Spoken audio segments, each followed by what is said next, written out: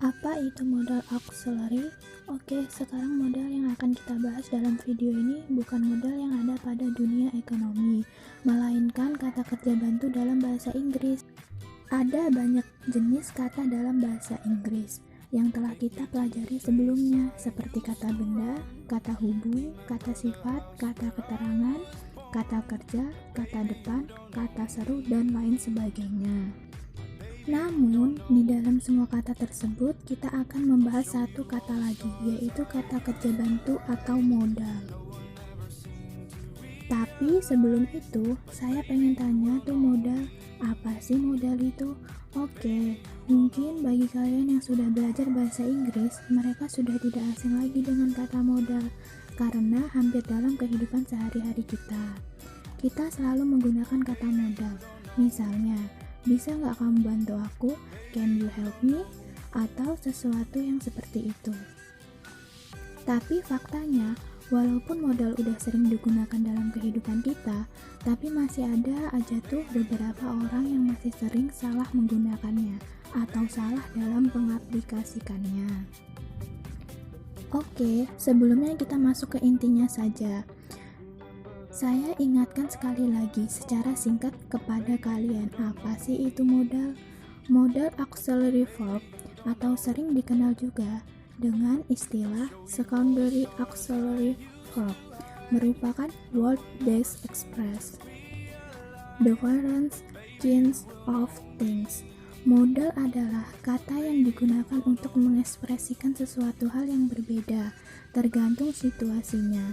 For instance, they make express ability, possibility, permission, and obligation.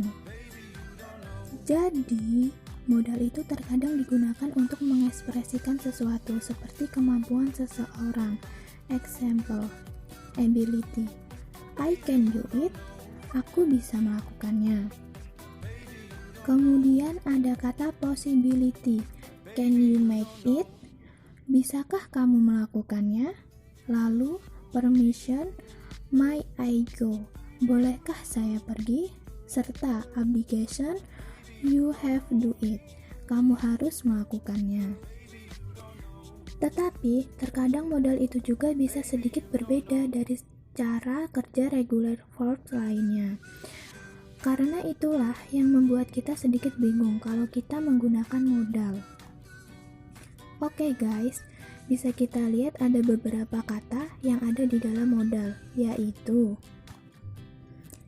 can, call, might, make, shall, will, would, shall, and must, yang akan saya jelaskan berikut ini. Yang pertama, can.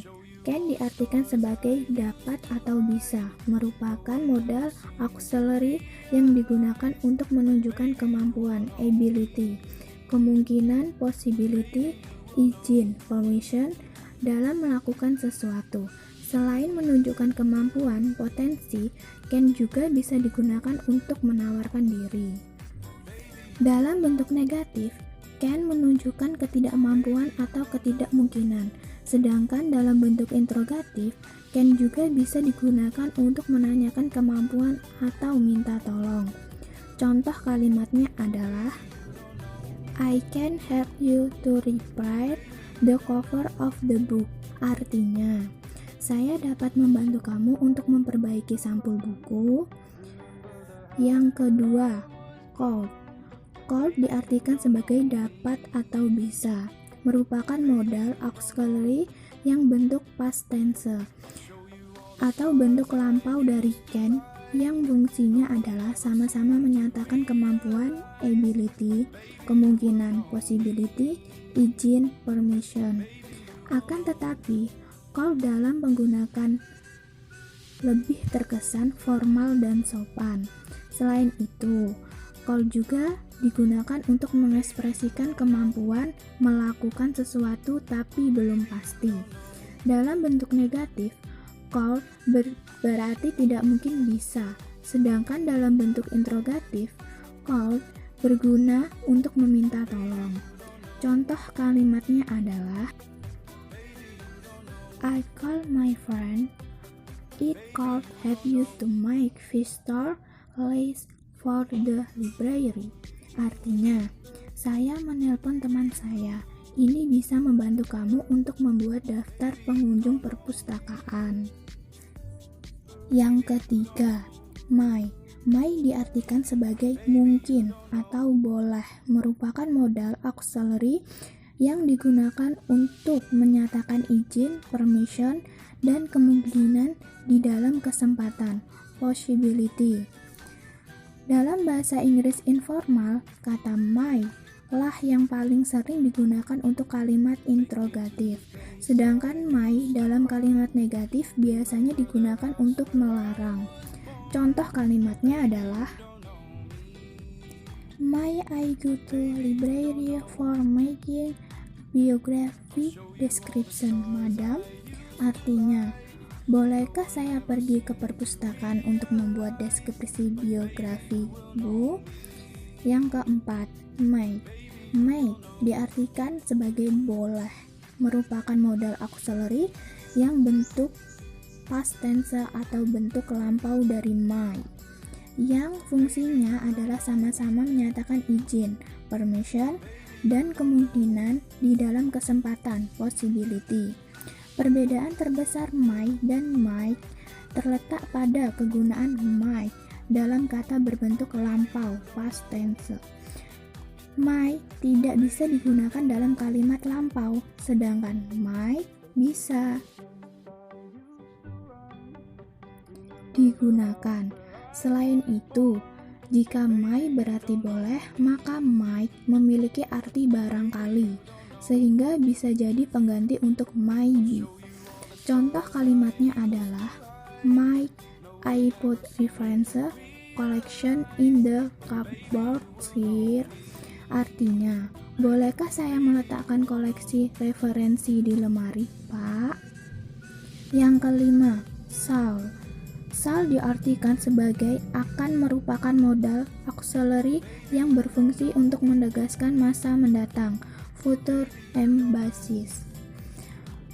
Shall adalah kosakata alternatif dari will yang dulunya sering digunakan oleh native British sebelum will tenar. Saat ini, shall masih sering digunakan. Akan tetapi, artinya mengalami pergeseran. Arti kata shall dalam bahasa Inggris modern memadukan arti will and must sekaligus.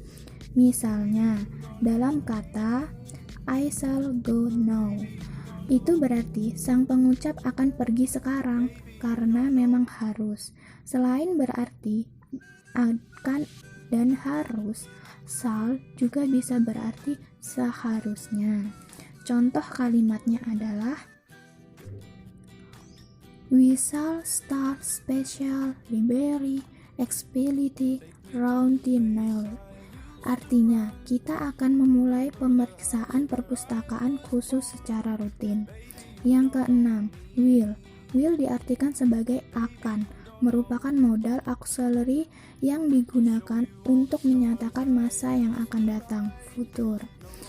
Dalam bentuk negatif, will digunakan untuk menjelaskan ketidakmungkinan, sedangkan dalam bentuk interrogatif, will digunakan untuk meminta sesuatu.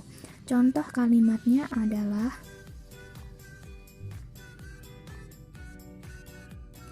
she will organize evaluation of reference service with librarian.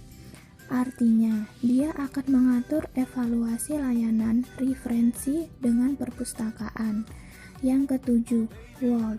Would diartikan sebagai akan, merupakan modal auxiliary yang digunakan untuk menyatakan keadaan atau kondisi yang sebenarnya, factual condition. Baik itu berupa kondisi yang kemungkinan akan terjadi, possible result, kemudian maupun kondisi yang akan berubah di masa lampau, probable changes in the past result. Sama seperti hubungan can and could, will and would juga memiliki arti dan kegunaan yang sama. Perbedaan keduanya terletak pada tingkat formalitasnya. Dibandingkan will, kata would dinilai jauh lebih sopan. Selain dari segi formalitas, would juga bisa digunakan untuk menyatakan sesuatu yang memungkinkan dilakukan di masa depan. Jadi, saat seseorang mengucapkan I would, ada kemungkinan ia masih belum yakin dengan keputusannya. Contoh kalimatnya adalah to export literary service. The librarian would first interview visitors to get correct and telephone answer. Artinya, untuk mendalami pelayanan literatur, perpustakawan terlebih dahulu akan mewawancarai pengunjung untuk mendapatkan jawaban yang benar dan relevan. Yang ke-8, solve. Solve diartikan sebagai seharusnya, merupakan modal auxiliary yang dinyatakan prediksi, prediction, saran, advice, dan kewajiban, obligation. Solve sebenarnya adalah bentuk past dari solve. Akan tetapi, dalam penerapannya pengertian modal auxiliary satu ini sedikit berbeda. Sama seperti solve juga bisa berarti seharusnya. Akan tetapi, solve cenderung digunakan untuk ungkapan saran atau kritikan. Selain itu, solve juga bisa digunakan untuk mengekspresikan penyesalan karena tidak melakukan sesuatu. Contoh kalimatnya adalah librarian solve give their best service for the visitor, like smile, greeting, and polite. Artinya, pustakawan seharusnya memberikan pelayanan yang terbaik pada pengunjung, seperti senyuman, sapaan, dan sopan santun. Yang ke-9, must. Must diartikan sebagai harus atau pasti, merupakan modal auxiliary yang menyatakan kebutuhan, necessity. Dan kesimpulan yang logis, logical conclusion,